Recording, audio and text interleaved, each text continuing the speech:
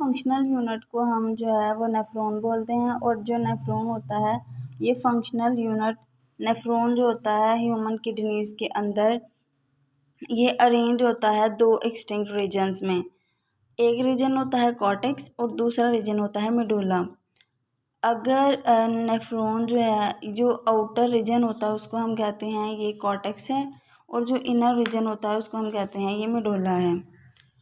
Nephron अगर cortex के along arrange हो गए तो उसको हम कहते हैं कॉर्टिकल नेफ्रॉन। और अगर नेफ्रॉन जो है अरेंज हो along the border of cortex and medulla, अगर नेफ्रॉन कॉर्टेक्स और मेडुला के बॉर्डर के गिर्द अरेंज हों अपने ट्यूब्यूलर सिस्टम की लूपिंग डीप लूपिंग की मदद से, तो उसको हम कहते हैं ये जैक्स्ट्रा मेडुलरी नेफ्रॉन्स हैं। जो जैक्स्ट्रा मेडुलरी नेफ्रॉन्स होते हैं इनका जो फंक्शन है वो ये होता है कि ये इंस्ट्रूमेंट के तौर पे काम करते हैं कंसनट्रेटेड यूरिन की फॉर्मेशन में। अगर हम वुमेन कैप्सूल की बात करें तो हम कहते हैं कि हर नेफ्रॉन जो है इनर एंड के ऊपर ये कप शेप्ड स्वेलिंग बनाता है जिसको हम कहते हैं ये वुमेन कैप्सूल है। हम बात करते हैं ग्लोमेरुलस की। हम लोग कहते हैं वुमेन कैप्सूल के गिर्द एक बॉल होती है कैपिलरीज की जिसको हम कहते हैं ये वुमेन कैप्सूल है, बॉल ऑफ कैपिलरीज। उसके बाद हम वुमेन कैप्सूल के फंक्शन की बात करें तो हम कहते हैं ये सर्कुलेट करवाता है ब्लड को वुमेन कैप्सूल के थ्रू। तो वुमेन कैप्सूल में जो ब्लड है वो अफेरेंट आर्टरीज की मदद से आता है और वुमेन कैप्सूल से जो ब्लड है वो इफेरेंट आर्ट्रियोल्स की मदद से बाहर जाता है। पेरिट्यूब्यूलर कैपिलरीज की बात करें तो हम कहते हैं कि ब्लड वेसल्स होती हैं ये सब डिवाइडेड होती हैं again into another network of the capillaries. जब ब्लड वेसल जो होती हैं ये सब डिवाइडेड होती हैं अनदर नेटवर्क ऑफ कैपिलरीज में तो उसको हम कहते हैं पेरिट्यूब्यूलर कैपिलरीज।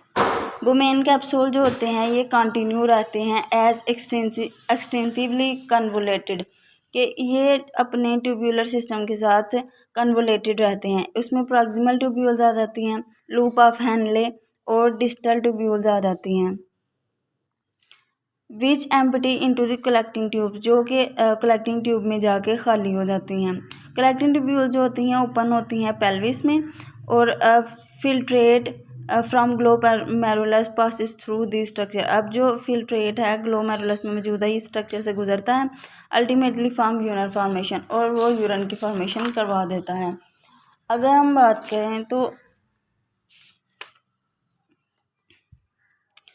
ये जो है ये हमारा बॉल ऑफ कैपिलरीज है जिसको हम ग्लोमेरुलस कहते हैं और इसके ऊपर ये जो कप शेप्ड है इसको हम वुमेन कैप्सूल कहते हैं।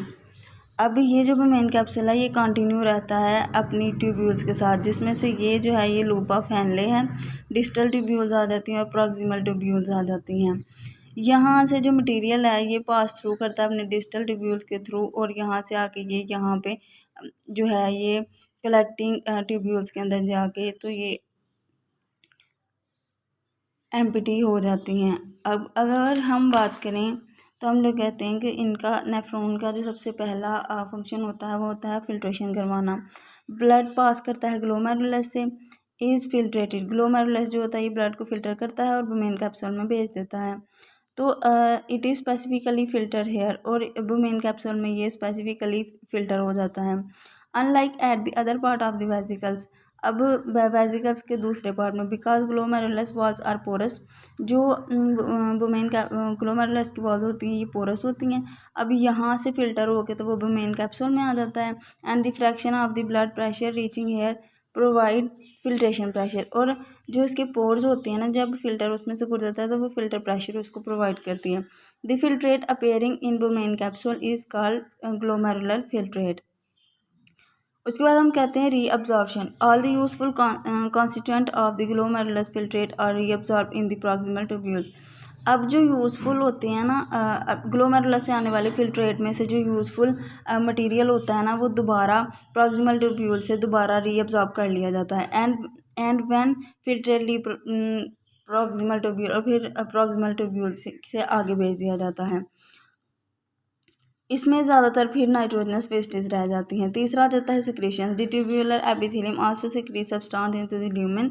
This secretion is very selective and is mainly of the hydrogen ions to balance pH value of the filtrate passing through the tubules. अब जो प्रॉक्सिमल ट्यूब्यूल से आगे जो मटेरियल जाता है उसमें नाइट्रोजन वेस्टेज रह जाती हैं और जो है ये पीएच को बैलेंस करने के लिए वैल्यू होती है।